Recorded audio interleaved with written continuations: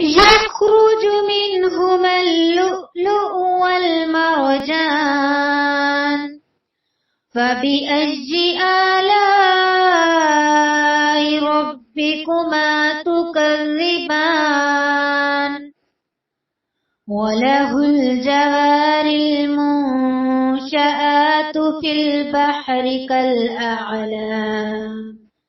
فبأي آلاء ربكما تكذبان كل من عليها فان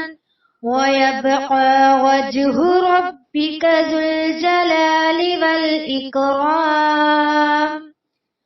فبأي آلاء ربكما تكذبان يسأله من في السماوات والأرض كل يوم هو في شأن فبأي آلاء ربكما